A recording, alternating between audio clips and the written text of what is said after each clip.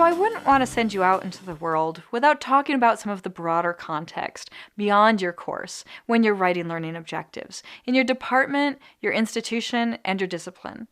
So I talked to some faculty about some of the considerations that they take into account in terms of these broader institutional factors. So I found once I explicate my goals and publish them that colleagues look at them and say, oh, but you're missing like the most important piece of the end of the course. It's usually where it happens. And also learning objectives are tied to your theory of learning. And so people may have different ideas about what it means to learn something, and that will come through in their learning objectives. So you might see some friction there sometimes when you're talking with colleagues about what you want students to know in your course and be able to do. Another thing to keep in mind if you're in engineering is that all engineering departments have to be accredited by the Accreditation Board for Engineering and Technology, or ABET. So I talked with faculty in engineering about the ABET certification process. So I'm Jean Hertzberg, and I'm a faculty member in mechanical engineering. I have guided my department through 2 accreditation processes, 2 rounds of ABET. And so I'm familiar with how that works with our course learning objectives. Accreditation is kind of like a peer review process that whole universities go through.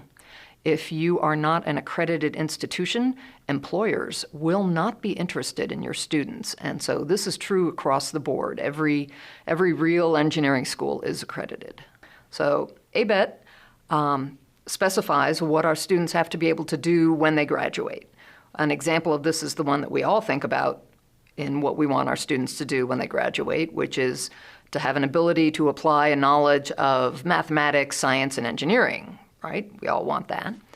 ABET also specifies additional skills such as an ability to function on multidisciplinary teams and an ability to communicate written and orally and so on. And so there's this whole list of ABET outcomes that we have to make sure our students are prepared to perform. So ABET has all of these criteria, and we take those criteria and we kind of own them by recasting them and formatting them in certain ways, and then we call them our mechanical engineering program outcomes in our department. And then we use these outcomes to shape what our course learning objectives are going to be.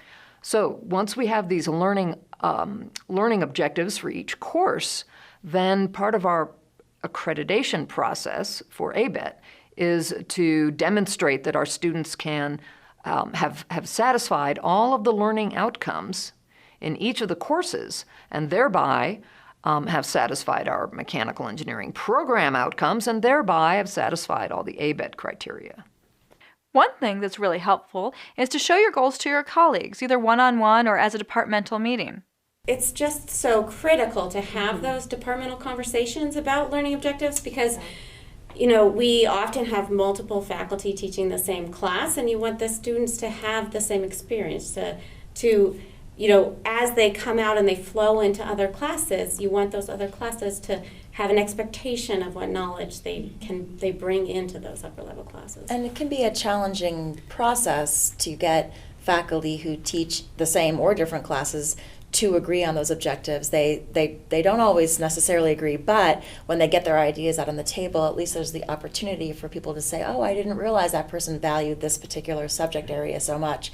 And maybe we should think about whether that's a critical component of that course so that the next level up, the students understand something. So I guess it gives people an opportunity to at least talk about things they might not normally discuss with each other. They might be discussing their research but not their teaching, and so it's a forum for potentially agreeing on things. In our department, we had some brown bag lunches, and faculty talked about a specific course.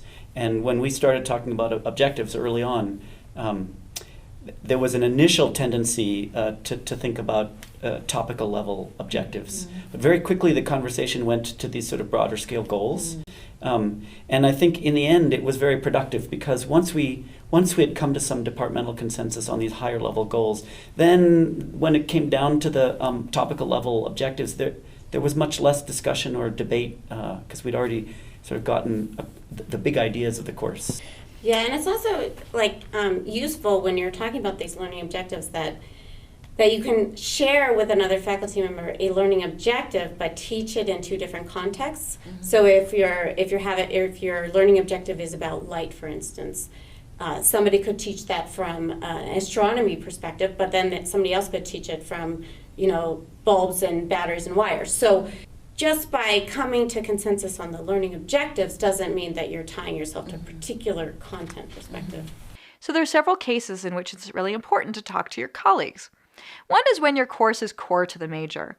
Faculty are often very invested in what specific skills and outcomes their majors get from courses. So that's something that really the department should be considering as a whole. Another is if your course is a prerequisite to other courses or part of a sequence. Because in that case, you want to make sure that what you're teaching in your course is what the instructor of the following course expects students to get out of it.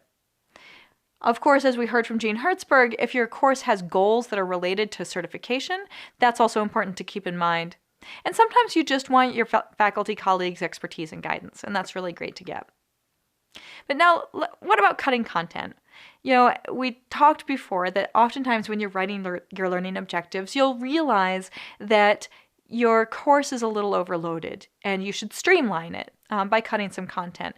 It can be really smart to do this. And to be honest, departmental curricula are not necessarily so coherent that cutting something from one course is going to deeply affect another course. But cutting content can be politically tricky. One of the things is that for some faculty, anytime you talk about cutting content, they see this that you're reducing the rigor of that course, and that's a real hot button issue.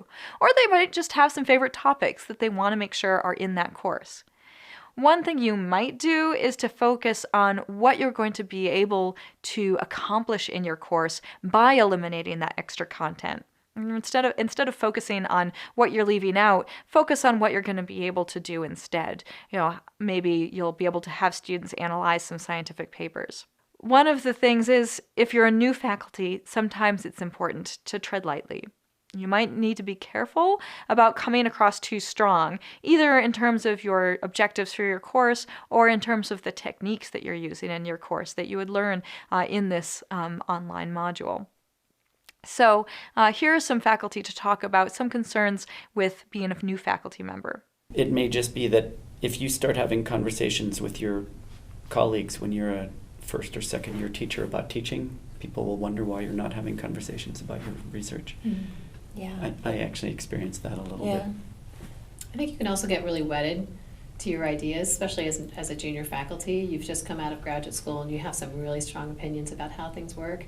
And so sometimes if you come across as knowing everything to the faculty who have maybe taught the course before, it can seem a little bit, they can be offended. So you have to be careful. You have to listen to people who have taught the course before. You have to gain their experience and wisdom, and then also think about what you've been learning about learning goals and objectives and develop those in the way that you think are most powerful. A new faculty member could go and solicit ideas from more established faculty members saying, I'm teaching this course for the first time and you have lots of experience.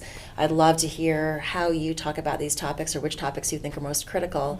And then you could go off and write your objectives and go back to that faculty member and say, I tried to really make it clear what kinds of things you thought were important and how did I do? And maybe that would be a way of bringing in more established faculty members to the process, because they might not be familiar with it, but you'd be asking them for advice on what was important. So as a new faculty member, you do want to use your learning goals to guide your content, but you don't want to lose sight of this broader context. And consulting with your senior colleagues does help you, but it also keeps them part of the process.